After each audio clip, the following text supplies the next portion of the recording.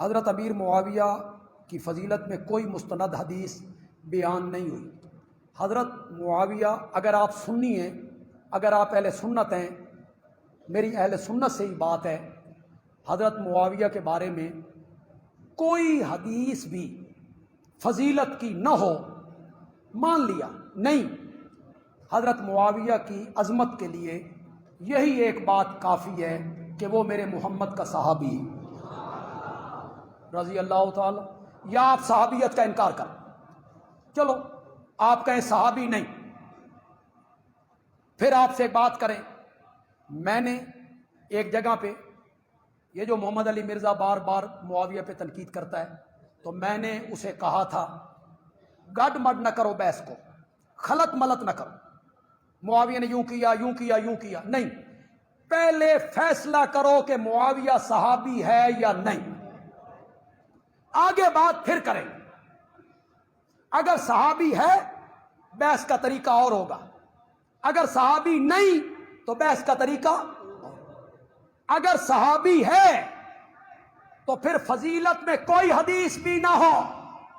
میرے آقا نے کہا من رانی او رام رانی فقد حرم اللہ علیہ النار، جس نے ایمان کی حالت میں مجھے دیکھا، رب نے اس پر جہنم کی آگ کو حرام قرار دے دیا۔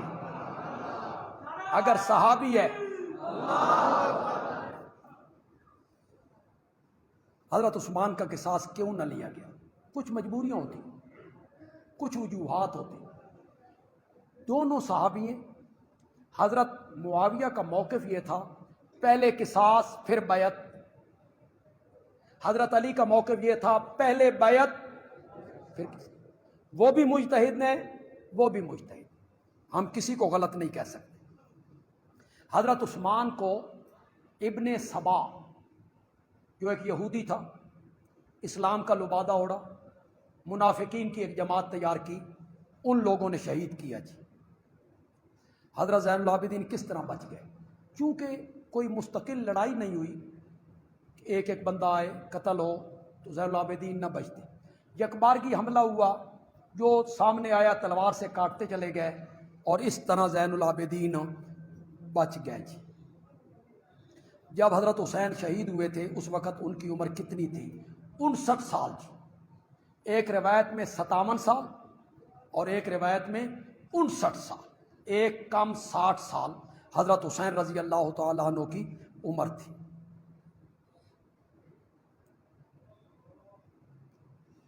شہادت امام حسین آپ کس کے کھاتے میں ڈالتے ہیں؟ میں نے ڈال دی ہے جس کے کھاتے میں ڈال دی، اور میں نے حضرت حسین رضی اللہ تعالیٰ عنہ کے خاندان کے لوگوں کی وساطت سے ڈالی، میں نے نہیں ڈالی، انہوں نے ڈالی۔ واقعہ حرہ کی حقیقت کیا ہے؟ مدینے کے کچھ لوگوں نے بغاوت کی، بیعت توڑی، کسی صحابی نے ان کا ساتھ نہیں دیا، کسی صحابی، یزید نے اس بیعت، اس بغاوت کو کچلا اور ان لوگوں کو تہ تیک کیا۔ مسجد نبی میں گھوڑے باندھنا، ان کی لید کرنا، نمازوں کا بند ہو جانا، اور 1000 عورتوں کا حاملہ ہونا، فوجیوں کا زنا کرنا، یہ سب کہانیاں ہیں، مورخین نے گھڑی، لوط ابن یایا نے گھڑی، ان لوگوں نے یہ ساری کہانیاں گھڑ کے ہماری کتابوں میں درج کر دی۔ 1000 عورتیں ان کے ساتھ زنا کیا گیا اور 1000 حرامی بچے پیدا ہوئے۔ مزے کی بات یہ ہے کہ یہ جو راوی ہے یہ ساتھ ساتھ گنتا بھی تھا، 1 2 3 4 5 6 999 بھی نہیں اور 1001 بھی نہیں، پوری کتنی، اور سب ہی حاملہ ہوئی اور سب کے بچے بھی پیدا ہوئے۔ اسی سے سمجھ لو کہ اس روایت کا کیا حال ہے۔ میں اب پھر کہنا چاہتا ہوں، مسجد نبوی تو بڑی عظیم مسجد ہے، میرے نبی کے نام پر بہت عظیم ہے۔ یہ مسجد معاویہ ہے یا کوئی بریلویوں کی مسجد ہو، چھوڑ دیں اس کو، بریلویوں کی مسجد ہو، اہل حدیثوں کی مسجد ہو، دیوبندیوں کی مسجد ہو، اگر آج وقت کا حکمران معاویہ مسجد میں گھوڑے باندھ دے اور گھوڑے یہاں لید کرنے لگیں تسی تے میرے خیال ہے چپ کر کے گھر بہ جاؤ گے،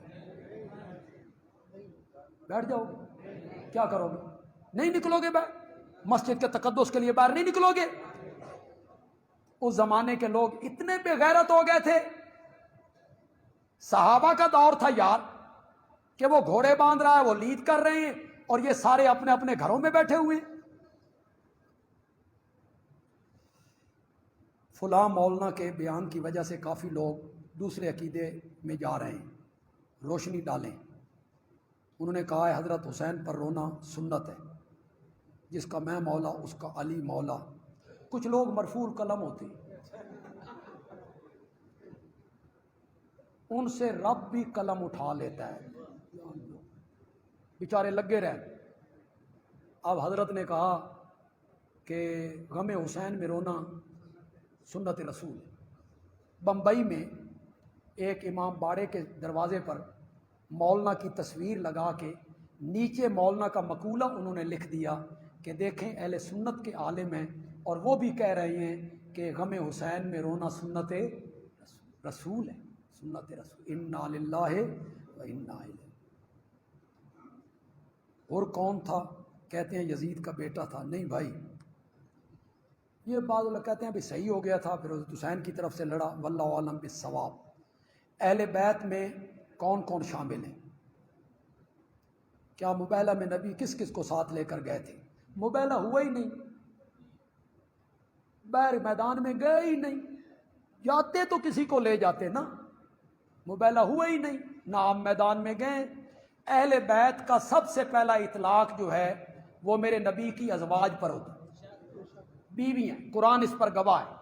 پھر بیٹیاں بھی اہل بیت میں، پھر داماد بھی اہل بیت میں، پھر نواسے نواسیاں بھی اہل، انکار نہیں ہے یہ، لیکن سب سے پہلا اطلاق اہل بیت کا وہ کس پر ہوتا ہے؟ نبی کی بیویوں پر۔ یہ جو آپ سے کوئی پوچھتا ہے گھر والوں کا کی حال ہے، گھر والے، کیا میں اس سے وہ بیٹی مراد ہوتی ہے جو شادی کر دیا آپ نے جس بیٹی کی، بلکہ گھر والے مراد ہوتے ہیں۔ تو داماد بھی اہل بیت میں ہیں، بیٹیاں بھی اہل بیت میں ہیں، نواسے بھی اہل بیت میں شامل ہیں، لیکن سب سے پہلا اہل بیت کا اطلاق جو ہے وہ میرے نبی کی۔ فائر گیٹ پر ریکارڈ آپ کروا سکتے ہیں، فائر گیٹ پر انتظام موجود ہے جی۔ اثنا عشری اور شش اماموں میں کیا فرق ہے؟ جو حضرت جعفر صادق تھے، انہوں نے پہلے خلافت اپنے ایک بیٹے اسماعیل کو دی، اور پھر ان سے لے کر اپنے دوسرے بیٹے کو دے دی۔ اسماعیل بھی اس پر قائم رہا، تو وہاں سے شش امامی نکلے جنہیں آپ اسماعیلی کہتے ہیں۔ آج جن کا نام کیا ہے؟ اسماعیلی فرقہ جسے آپ کہتے ہیں، یہ شش امامی ہیں، اور یہ جو اہل تشیع ہیں یہ اثنا عشریہ ہیں، یعنی 12 اماموں کے قائل ہیں جی۔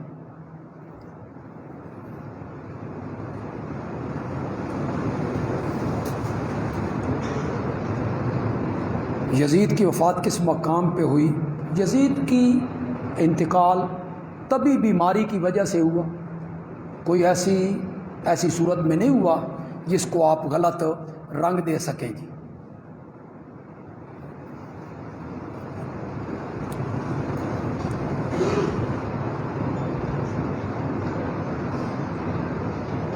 یار کچھ صاف لکھا کریں، کچھ میں پڑھے ہوئے تھوڑا۔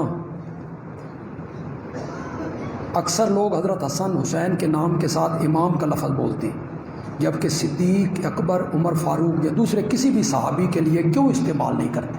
یہ ایک تو پروپیگنڈا ہے، اور امامت کا ایک خاص تصور ہے،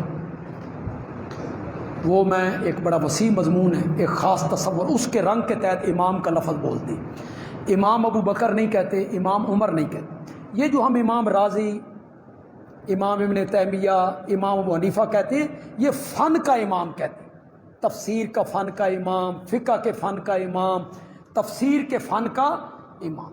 حضرت حسن حسین اس معنی میں تو امام نہیں ہیں، البتہ ہمارے حضرت نیلوی رحمۃ اللہ علیہ نے جو کتاب لکھی تھی اس کو انہوں نے ٹائٹل پہ لکھا تھا امامنا فی الدین، امامنا فی الدین، دین کے معاملے میں ہمارے امام ہیں۔ تو یہ لفظ جس طرح حضرت ابوبکر کے ساتھ حضرت عمر کے ساتھ نہیں بولتے، ادھر بھی نہیں بولنا چاہیے تھی۔